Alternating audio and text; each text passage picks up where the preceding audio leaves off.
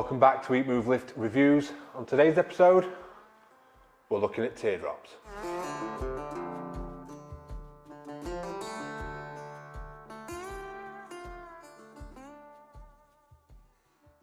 Alright, so today, all things teardrop. We're starting off with a large teardrop, Victorian style teardrop, in beech, £2 per club, so 900 grams the club, so as a pair about 1.8 kilograms or 4 pounds.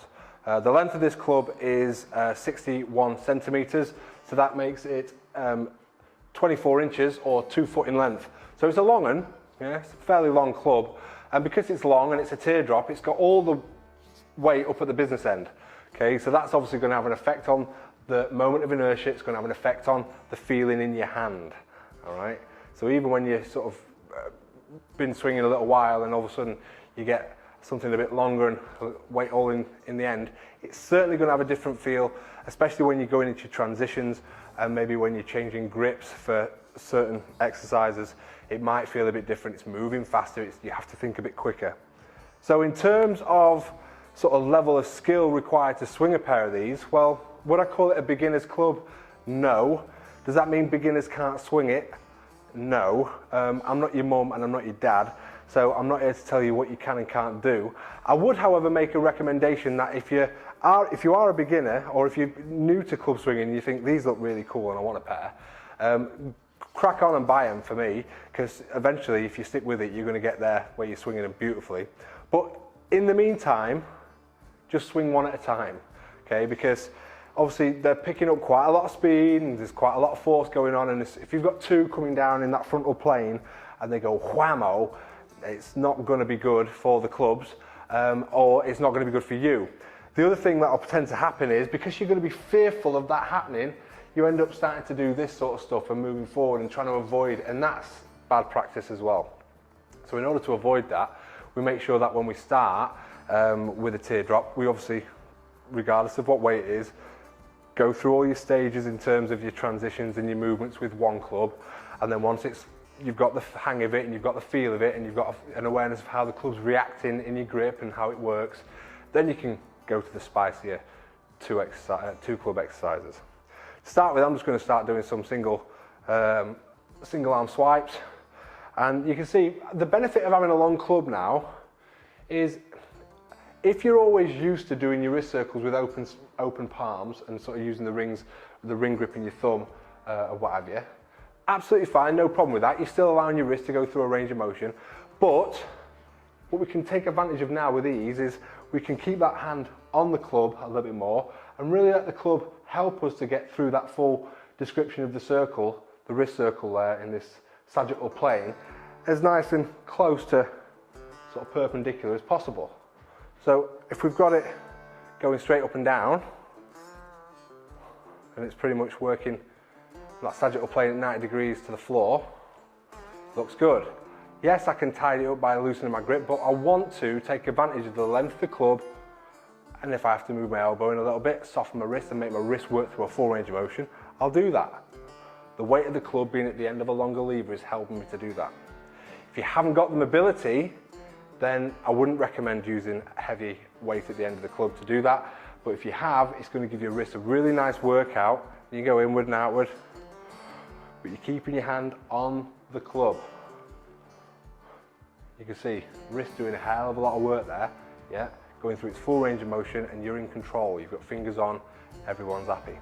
So that's a nice thing to do with a long club. Another nice thing to do with long club is to prepare your wrist for maybe bigger clubs to come. So because we're now at the 2 foot sort of mark, they're going to stand almost towards shoulder, armpit on me when I've got my hand down at a nice 100 degree angle. Okay, so it's down there, it's not 90 degrees, a little bit lower, maybe even lower than 100 if you can get it.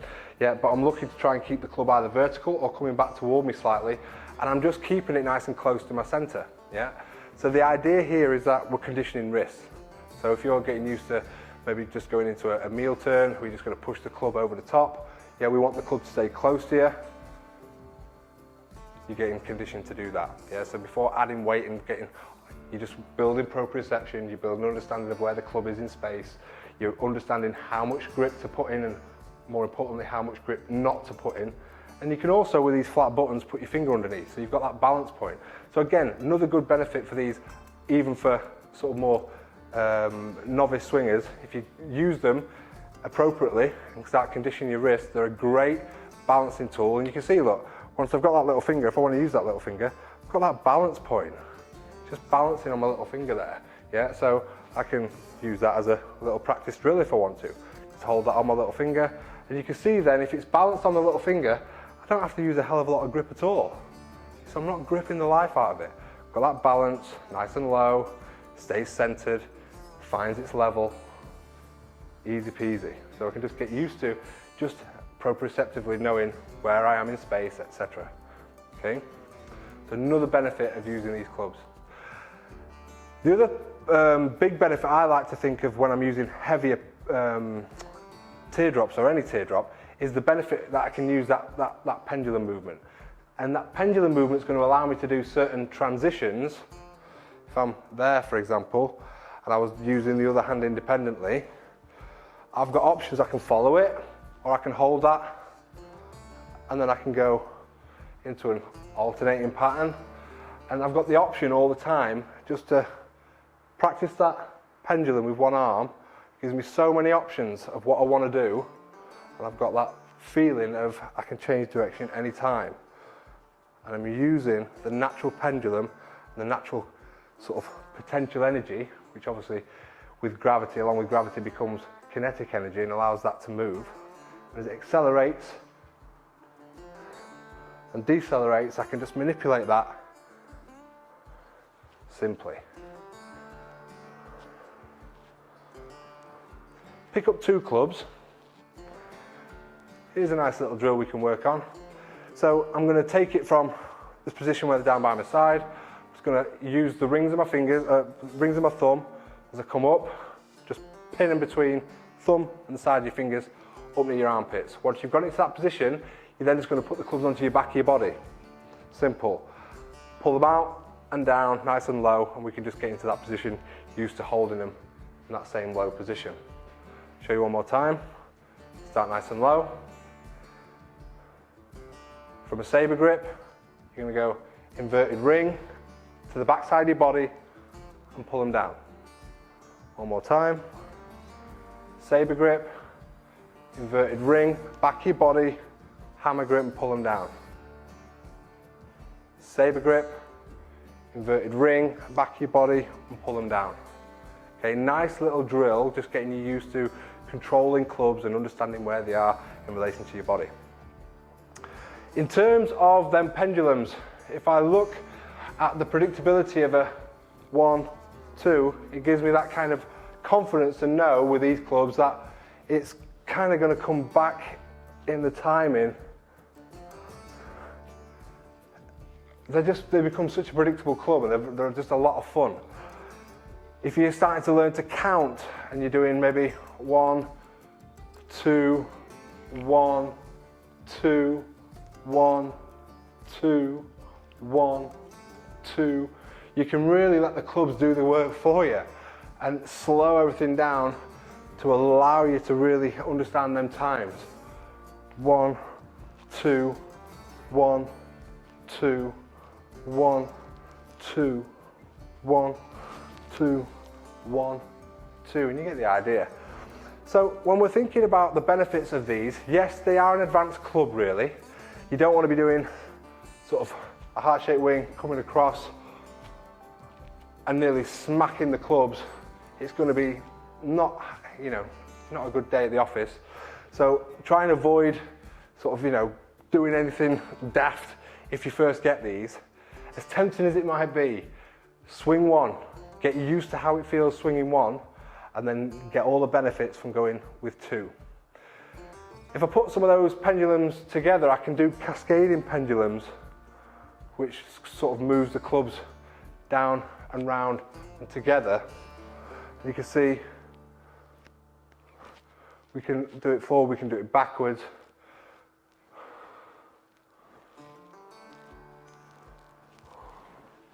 So it's just a case of playing and getting a feel for the club first before really throwing them around with any velocity at any speed, because I'm showing you a nice lazy sort of drop. You can really see the clubs doing work. But if you want to, you can strap in and you can go crazy horse, and these can really start producing quite a lot of force, and you get a great work out your hand.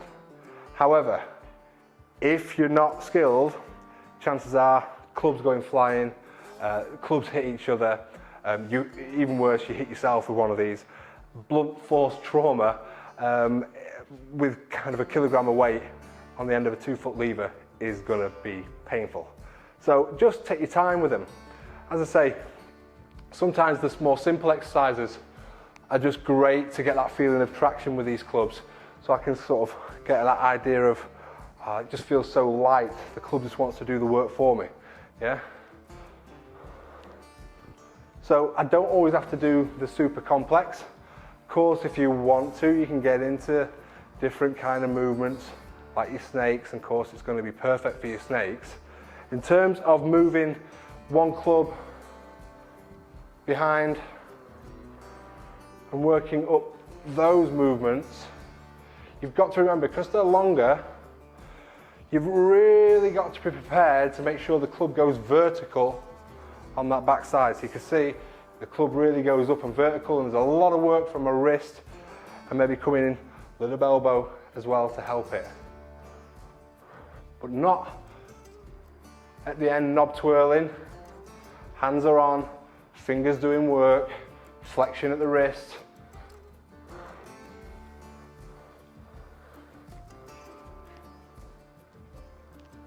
Fun pair of clubs.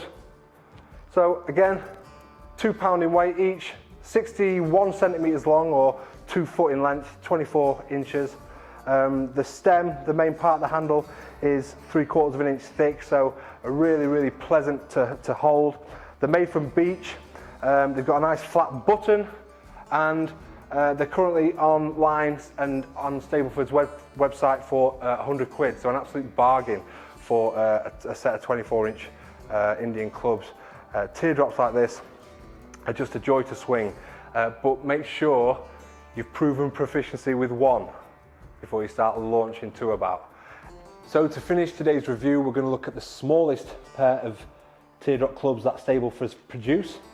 These are a 700 gram pair, so if I put it there next to its big brother, you can see the difference in size. At 41 centimeters, pretty short, 350 grams a club, pretty light, but has a purpose. So both teardrop shapes, but obviously both will swing very differently, and essentially are both different tools for different purposes. However, what are the benefits of a short club? Well, if I'm thinking about wrist circles, for example, good fun to do with a long one, but can be a little bit tricky when you start to do inside wrist circles, especially if you've got a shorter arm, 2-foot club.